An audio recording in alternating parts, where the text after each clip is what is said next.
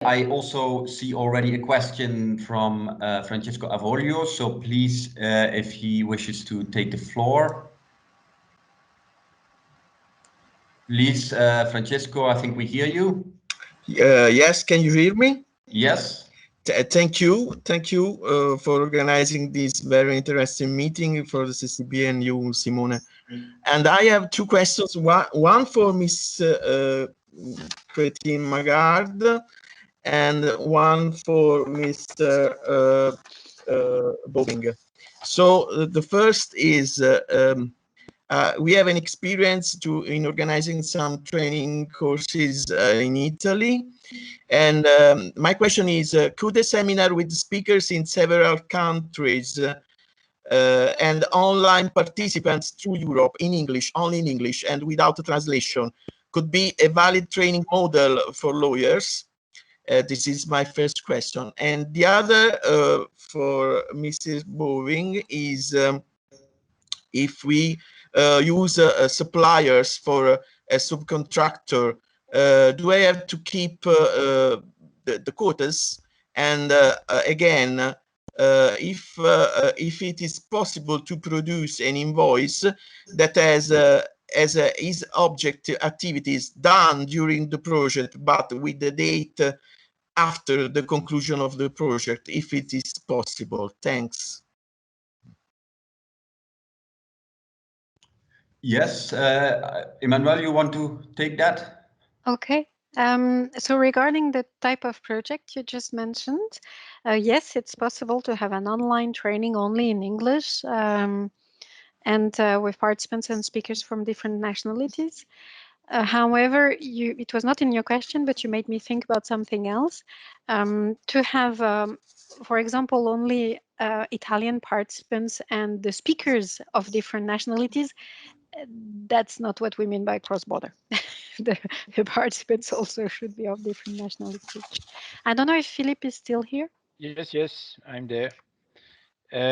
So there were two questions. The first one was on the best value for money question. Indeed, if you have to keep the quotes, yes. When I mentioned in the PowerPoint the evidence, this is the evidence that must be kept.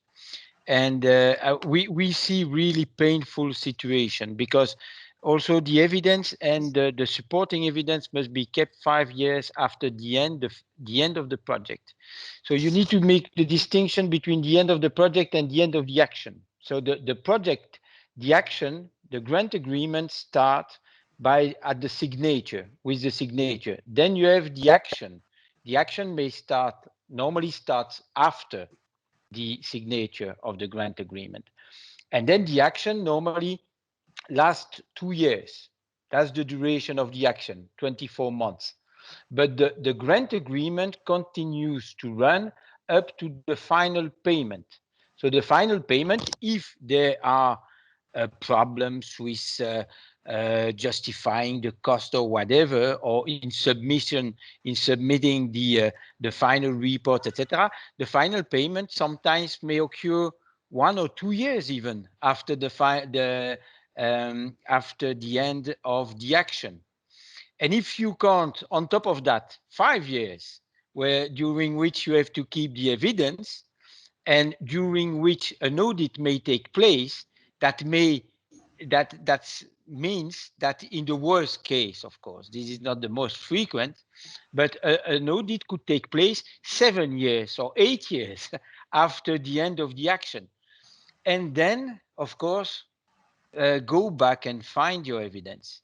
So that's really, and these are really problematic cases that we have, and only for a lack of supporting evidence where we have to recover dozens of thousands of euros for project, and these are really painful situations.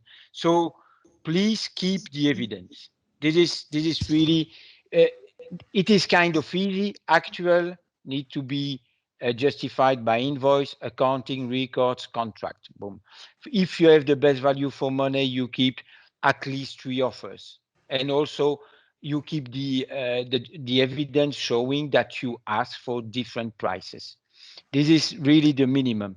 Then for the date of the invoice and the eligibility, of course, the invoice may be sent after the end of the project.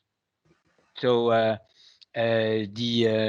so you may end the project in month 24 after 2 years, and the invoice may come in only 1 month after the end of the action. This is not a problem, as long as the costs have been made during the duration of the project, and as long as it is written on the invoice that the goods or the services have been provided during the duration of the action.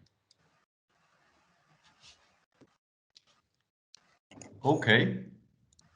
Thank you. I see also we have a question from Panayotis. It's not really a question.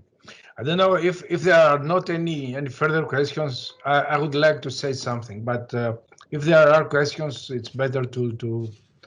No, I think no. I don't see any further. Yes, Emmanuel. Yes, maybe just one thing, because I don't want people to be scared by what Philippe explained. You know, it just means that you need to keep your books, you know, and you need to keep your archives and not lose them. And also, not all projects are audited. It is something that happens because it's a standard practice in the European Commission, and it's a sample, you know, only a few projects are going to be picked, and by luck or bad luck, it depends on how you want to see it, your project may be picked or not. So nevertheless, in case, you need to have good archives. No, indeed. Normally our audits are really do not make a lot of problems, and indeed you may have a few hundreds of euro recovery, something that has not been properly booked or properly charged to the project, etc. But normally, if everything is kept well, it is really marginal. But we have a few cases where you see immediately this project, maybe the output have been good, the results of the project were good, but the management of the project was bad, and then you feel it indeed in the audit. But it is pretty rare, and indeed all the projects are not audited, as Emmanuel mentioned. We used to have quite a huge coverage, 40% of the audit coverage, but that was too much. That was too much. Now we have 9%. So it's one chance on 10 about that you have to be audited. Okay. Yes, thank you.